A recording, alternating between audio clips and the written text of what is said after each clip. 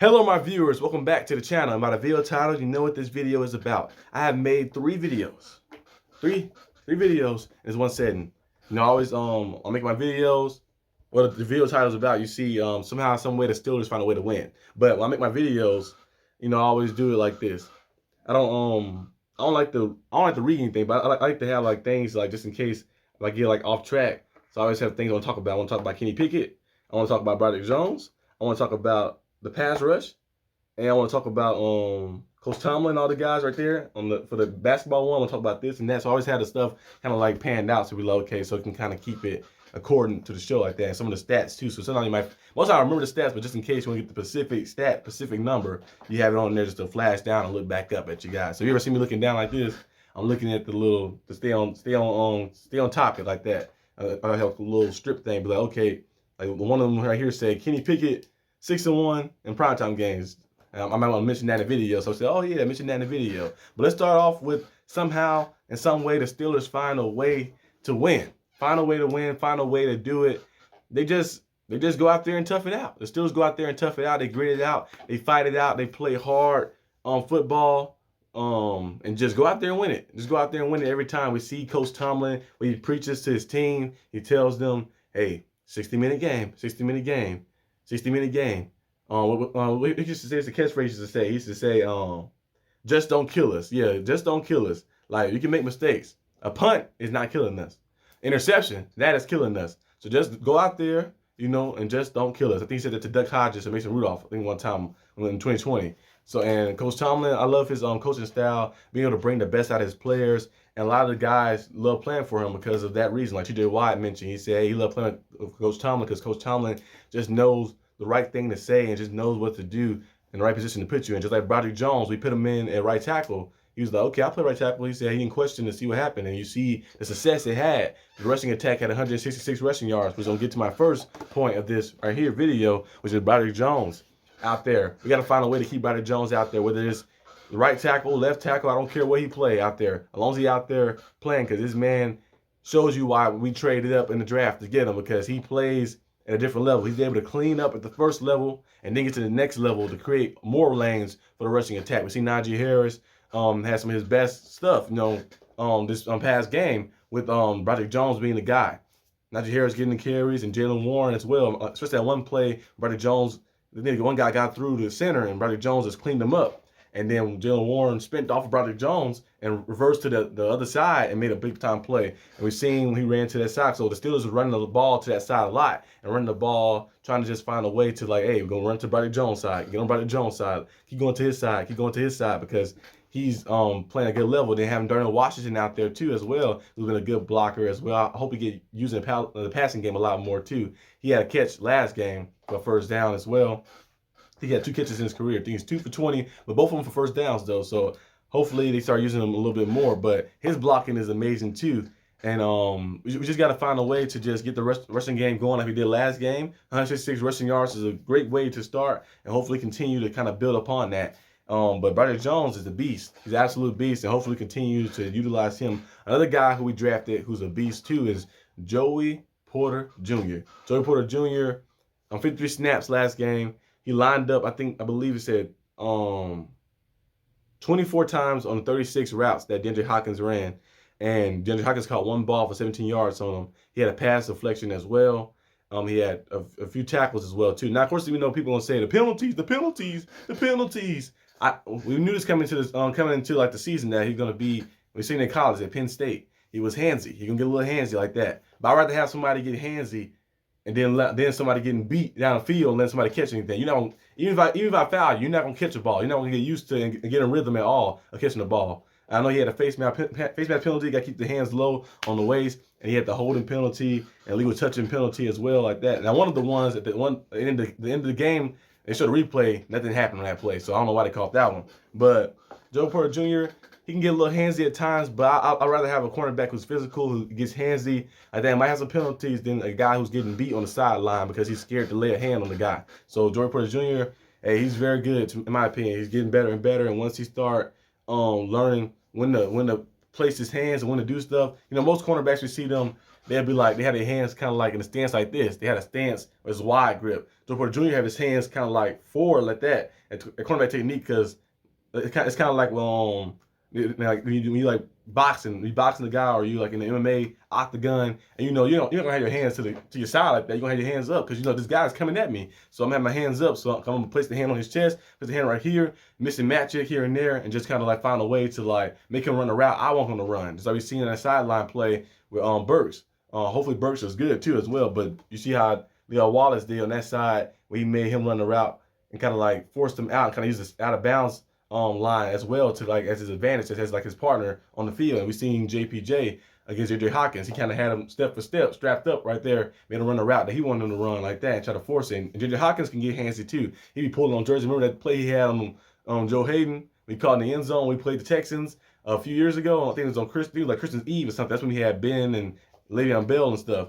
And J.J. Hawkins pulled Joe Hayden's jersey down and then grabbed him like that. So he be grabbing, he be getting handsy too as well. So the referee got to call it both ways. But I'm liking the way that Joey Porter Jr. is playing. I'm liking the way that Roderick Jones is playing. The young guys, I'm not calling them young guys, they might be older than me, but the young players on our team is playing very, very good football and meaningful football as well.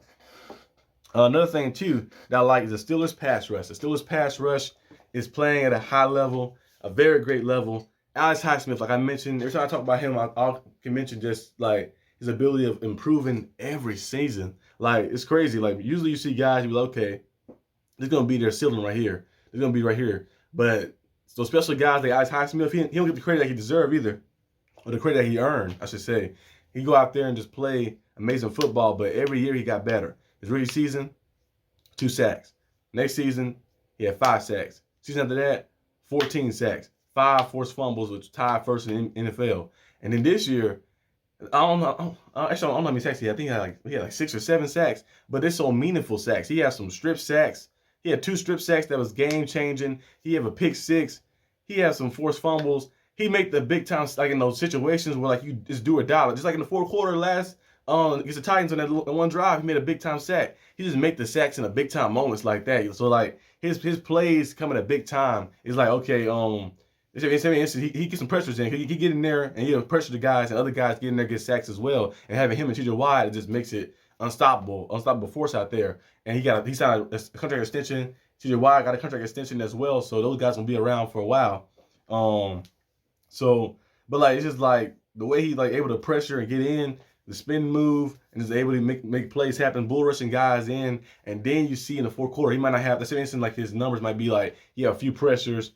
He have a few tackles like that. Maybe have a tackle for loss, but in the fourth quarter, a crunch situation, he'll make a big time play. He'll make a big sack, a strip sack, or it'd be something, a batted ball down. It'd be something crazy, a forced fumble. He just make a play. It's just like Alex Highsmith is just that good. It's a very good player. And of course, you did Watt. I ain't really got to say too much about Watt. Watt is TJ Watt. He's one of the best to do it. Defensive Player of the Year candidate. I think Alex Highsmith might have Defensive Player of the Year candidacy as well, because hey, the way he's playing and balling out too as well, those big time sacks in those crucial situations and getting the pressures, getting back to the quarterback and causing a lot of mayhem back there. He's going to have his name up there as well too. But this tandem of TJ Watt and Alex, man, it's going to be very good. That's why I'm hoping these guys can get a championship. These guys out here playing like this level of football. We got this young core. The defense is great. Or the secondary is all right. The pass rush is great. So the defense is good. It's good and good and good. But I feel like we just got to find a way to match it and merge it on offense. And when we get that clicking, we'll have that team to go compete for championship, which leads me to my next point, which is the offense. The offense did a little better last game, 166 rushing yards. The passing game didn't get going a lot. I know they said George Pickens was upset. Like he deleted some pictures on Instagram, and he did some every picture he had with a Steelers jersey on, he deleted on Instagram. He unfollowed some of his Steelers teammates. He posted a thing with like, hey, free me and stuff like that. I don't know what. First of all, it's a little. I don't have Instagram, so I don't know how the process is to delete stuff. I don't know if it's kind of like how you do in your phone gallery. You just kind of like you can like scan and like just press delete all or something, or you can find certain things like delete all this or something. But I always find it funny that like when people do this, like you see like players do this too. They go on their phone and unfollow different people and stuff. I'm like, I find it funny, like, man, you went on your phone to literally just unfollow him, unfollow them, scrolling through to all that time to just unfollow everybody and delete every picture you had in there. It's kind of like somebody had a breakup. They're like, I'm gonna delete everything that ever happened at the beginning of times, like that, and just deleting stuff and just going through. I guess George Pickens is the same age as me, but I don't have that same mindset. I'm not doing all that. That's doing too much. But George Pickens, we kind of figured that he kind of like one of those me receivers, you know. I need to get my $140. I don't care if we win or lose type receivers. When we come into the season, we kind of saw some of that last year and this year. I remember mentioning a few times on the penalty, I was like, getting a little like, hey, team first, but team first.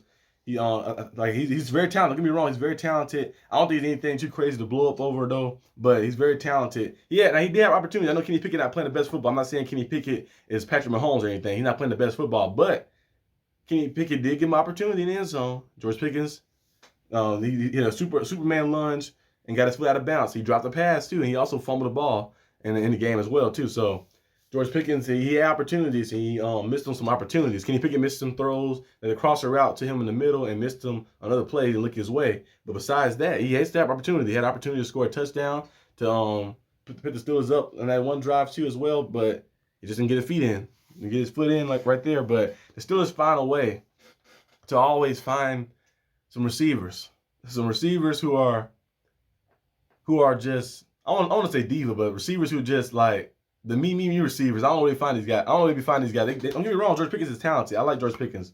But, you know, I always had the sense, like I mentioned before, when we drafted them and the stuff, I was like, y'all have a little sense of like, maybe he's more of the me guys. But hopefully, being around the culture of the Steelers and stuff, he might start being more team-oriented. I kind of felt like he'd be more of the Antonio Brown, Terrell Owens type than the Larry Fitzgerald or Steve Largent or Jerry Rice types. You know, like that, the ones who like, okay, this is they team first guys. You know, they can be guys who are all for the team, like that. But George Pickens is an amazing player, good player and stuff. I feel like it'd be better. No, like at the end of the day, the stat that matter, it should be only the W. I know you'd be frustrated with yourself, like they only had one catch, maybe 2 yards. Like, dang, I want to contribute to my team winning. I feel like I let my guys down. You know, the game was very close to the end. I want to contribute to us to winning and stuff. If he said something like that, it'd be different. But you should be happy for your guys. You know, you found a way to get the W until your teammates can be better and better. You shouldn't be pouting on the sideline. Your boy DJ Johnson wasn't pouting on the sideline. DJ, actually, you know, people thought DJ was gonna be the one who's kind of like, oh, he's childish and doing this stuff and like deleting stuff. I think DJ, when he made his Twitter page, like kind of like private a little bit because the fans kept saying a lot of hate and a lot of death threats and all crazy stuff to him and stuff. DJ, when he gets his contract, he still played in training camp. He's still showing up in training camp and playing. He got a contract extension.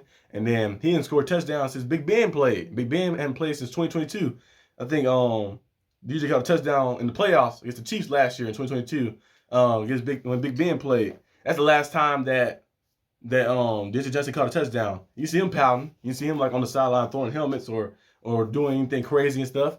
Or like pouting or just like, I'm gonna get out of here. You know, just stay with it, stay working. Eventually it happened to you. So you should be happy for your guys and stuff like that. I'm not saying George Pickens is not happy for his guy, but the way the emotion he showed on the sideline didn't show that. But hopefully he just find a way just to know the stat that matter is a W. No one cares. Like if you lose the game, no one cares about you having 150 yards and 2 touchdowns and 11 catches. No one cares about that. No one cares about that. You think people talk about Tom Brady 500-yard touchdown pass game, 500-yard passing yard game in the Super Bowl? They do not. They talk about the Eagles winning the Super Bowl, the Philly special. That's what they talk about. They don't talk about anything that happened in losing effort. LeBron James dropped 51 points against the Golden State Warriors in the first game of the 2018 NBA Finals. Do you talk about that? They do not. They talk about the Warriors, how J.R. Smith messed it up for them, and how the Warriors won that game and ended up beating the Cavs 4-1 in the finals. I mean, you can have like those big stats and losing efforts, but no one's gonna remember that. People gonna remember the W. And you go to the Super Bowl and throw for 300, 400 yards, or for his case, you catch 11 passes for 200 yards in the Super Bowl, but you lose. No one talk about that. No one care about that. You call all that and you still lost. So like we care about the W. At the end of the day, the W. Wins go in the history books. Championships go in the trophy room, and they last forever. Those stats gonna get passed. Somebody else gonna have more yards than you in the game and gonna get passed and get watched down. But that Super Bowl championship, that AFC championship game, championship as well, those wins and accomplishments that you do right there, those never gonna go away. So he's gotta learn how to like, hey, it's the W. Watch some Larry Fitzgerald. Larry Fitzgerald, one of the best, one of my favorite receivers to watch. His loyalty to the team, his ability just to be just to be the guy, day in, day out. So hopefully George Pickens start getting more on that side of things like that. But I think he'd be good, though. I think he'd be good. But moving on to Kenny Pickett. Kenny Pickett is of course, he's not playing the best football. Now, I'm not gonna like do a full analysis and say, okay, is he the guy or he's not the guy until year 3. So this is year 2 for him right now. He played like 10 games last year. He played like 12 games last year. He played 20 games so far in his career. He's 12-8 as a starter, 6-1 in primetime games. And Kenny Pickett, Kenny Pickett is how can I put this? Kenny Pickett is not. I don't look at him as like a quarterback. I don't think he's gonna never be a quarterback on that level of like a Mahomes or Josh Allen type. Now you never know what could happen, but I don't think. But the way like we're looking at some of the stuff now, I know year 3 you kind of know who the guy is. We see a lot of quarterbacks like Joe Burrows, the Mahomes, Lamar, all those guys that get paid after year. Well, Lamar, they messed his stuff up. He got paid last year, but they should have paid him after year 3. But most of the quarterbacks you see them get paid after year 3. Jalen Hurts, all these different guys. So we're gonna see if Kenny Pickett gonna be who he's gonna be after, when year 3 comes, like what's gonna be his threshold? Just like Trevor Lawrence, right now we're seeing him in year 3, like, okay, this is who he is. He's playing very good football. And so like when year 3 comes, you kind of know, like sometimes like what the guy gonna be, what's gonna be, and what his trajectory is gonna be. So Kenny Pickett, I don't know if he's gonna be like from initially just looking from like the first 2 years. I don't know if he's gonna be on that Patrick Mahomes, Josh Allen like level, but I think he may can get to that level of Dak Prescott, who's a good quarterback, Kirk Cousins, who's a good quarterback, Derek Carr, who's a good quarterback. Like get on that level of those guys, Smith type. The level of like, okay, these guys might not be elite level, but they're good quarterbacks to help you go out there and win. And with the right pieces around you, you might can win a Super Bowl with them too as well. I feel like Kenny Pickett has the ability to get to that level, but you just got to find a way to be consistent throughout the whole game, not the second half. If the game is 30 minutes, we'll be undefeated. But the game is not 30 minutes. The game is 60 minutes. You gotta learn how to be consistent in the first half and the second half. Kenny Pickett's second half stats is crazy. Like a lot of the things, he only got 1 turnover this year in the second half. He had, I think they came in the 49ers game. That was like garbage time in the end, trying to force some things down the field. But his touchdowns, his completion percentage, his passer rating is all up in the second half of games. Man, the first half of games is all down. It's all down to like some bottom feeder stuff. So you just got to find a way to play a full entire game. We see Big Ben do this in his last couple years of his career. In the fourth quarter, he found a way to make things get done. But the other quarters, he just kind of forget about. But Big Ben was 38 years old, 39. Kenny Pickett is 25, 26, something like that. But he's within that threshold. He got to find a way to play a complete game. I know he hit the rib injury. He was playing through a little injury as well. But he's still, if you're out there, no excuse. People say when you're out there, if you suit up, when you're out there on the field, I don't want to hear that excuse about my rib is hurting, my foot is hurting, my finger. Nope. You're out there playing. If that was the case, you should have sat down on the bench. So he's out there playing, so you can't hear no excuses about him missing throws because his ribs and that stuff like that. But I think Kenny Pickett will find a way to get better and better. One thing I do like about him is clutch situations. He make those throws in clutch situations in the fourth quarter. When it's do or die time, he find a way to get it done. I don't know how they do it, but he find a way to get it done. I just hope he start playing more complete games so he ain't got to worry about coming down to the nitty gritty. We can have some more games where you can go out there and just have a complete game and just be calm and chill. But that's all I got for this video today, guys. If you like this video, leave a like and subscribe. This basically was like it's probably been a short video, but it came to an 18-minute video of like just a lot of things like that. But hope you guys enjoyed this video. If you did, like I mentioned, leave a like and subscribe for more content. In the comment section down below, leave your takes and stuff. I'll get to that as well. And I'll see you guys next time on the channel. Peace out.